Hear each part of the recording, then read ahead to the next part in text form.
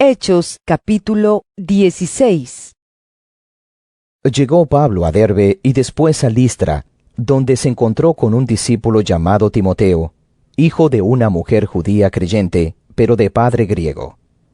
Los hermanos en Listra y en Iconio hablaban bien de Timoteo, así que Pablo decidió llevárselo. Por causa de los judíos que vivían en aquella región, lo circuncidó, pues todos sabían que su padre era griego. Al pasar por las ciudades, entregaban los acuerdos tomados por los apóstoles y los ancianos de Jerusalén, para que los pusieran en práctica, y así las iglesias se fortalecían en la fe y crecían en número día tras día. Atravesaron la región de Frigia y Galacia, ya que el Espíritu Santo les había impedido que predicaran la palabra en la provincia de Asia. Cuando llegaron cerca de Misia, intentaron pasar a Bitinia, pero el Espíritu de Jesús no se lo permitió.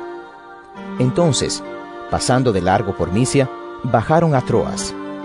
Durante la noche Pablo tuvo una visión, en la que un hombre de Macedonia, puesto de pie, le rogaba: «Pasa a Macedonia y ayúdanos».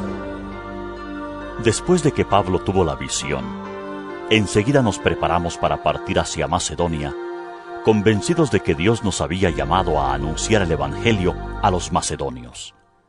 Zarpando de Troas, navegamos directamente a Samotracia y al día siguiente a Neápolis.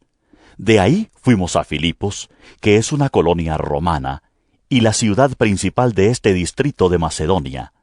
En esa ciudad nos quedamos varios días.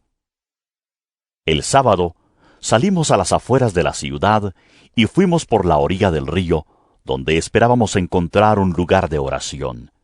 Nos sentamos y nos pusimos a conversar con las mujeres que se habían reunido.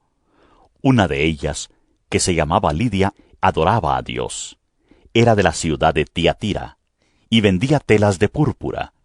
Mientras escuchaba, el Señor le abrió el corazón para que respondiera al mensaje de Pablo. Cuando fue bautizada con su familia, nos hizo la siguiente invitación: Si ustedes me consideran creyente en el Señor, vengan a hospedarse en mi casa. Y nos persuadió. Una vez, cuando íbamos al lugar de oración, nos salió al encuentro una joven esclava que tenía un espíritu de adivinación. Con sus poderes ganaba mucho dinero para sus amos. Nos seguía a Pablo y a nosotros gritando: «Estos hombres son siervos del Dios Altísimo y les anuncian a ustedes el camino de salvación». Así continuó durante muchos días. Por fin Pablo se molestó tanto que se volvió y reprendió al espíritu. «En el nombre de Jesucristo te ordeno que salgas de ella». Y en aquel mismo momento el espíritu la dejó. Cuando los amos de la joven se dieron cuenta de que se les había esfumado la esperanza de ganar dinero, echaron mano a Pablo y a Silas y los arrastraron a la plaza ante las autoridades. Los presentaron ante los magistrados y dijeron: «Estos hombres son judíos y están alborotando nuestra ciudad, enseñando costumbres que a los romanos se nos prohíbe admitir o practicar». Entonces la multitud se amotinó contra Pablo y Silas, y los magistrados mandaron que les arrancaran la ropa y los azotaran. Después de darles muchos golpes, los echaron en la cárcel y ordenaron al carcelero que los custodiara con la mayor seguridad. Al recibir tal orden, éste los metió en el calabozo interior y les sujetó los pies en el cepo. A eso de la medianoche, Pablo y Silas se pusieron a orar y a cantar himnos a Dios, y los otros presos los escuchaban. De repente se produjo un terremoto tan fuerte que la cárcel se estremeció hasta sus cimientos. Al instante se abrieron todas las puertas y a los presos se les soltaron las cadenas.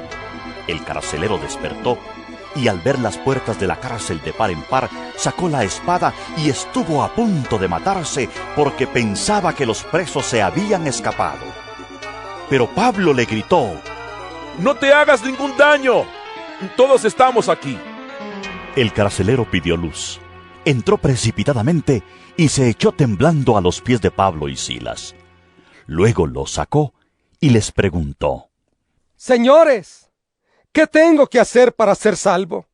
«Cree en el Señor Jesús, así tú y tu familia serán salvos». Le contestaron. Luego les expusieron la palabra de Dios a él y a todos los demás que estaban en su casa. A esas horas de la noche, el carcelero se los llevó y les lavó las heridas. Enseguida fueron bautizados él y toda su familia. El carcelero los llevó a su casa, les sirvió comida y se alegró mucho junto con toda su familia por haber creído en Dios. Al amanecer, los magistrados mandaron a unos guardias al carcelero con esta orden: Suelta a esos hombres. El carcelero, entonces, le informó a Pablo: Los magistrados han ordenado que lo suelte, así que pueden irse, vayan en paz. Pero Pablo respondió a los guardias: ¿Cómo? A nosotros, que somos ciudadanos romanos, que nos han azotado públicamente y sin proceso alguno y nos han echado en la cárcel, ¿ahora quieren expulsarnos a escondidas? Nada de eso. Que vengan ellos personalmente a escoltarnos hasta la salida. Los guardias comunicaron la respuesta a los magistrados.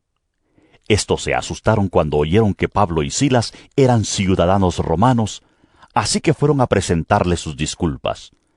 Los escoltaron desde la cárcel, pidiéndoles que se fueran de la ciudad. Al salir de la cárcel, Pablo y Silas se dirigieron a la casa de Lidia, donde se vieron con los hermanos y los animaron. Después se fueron.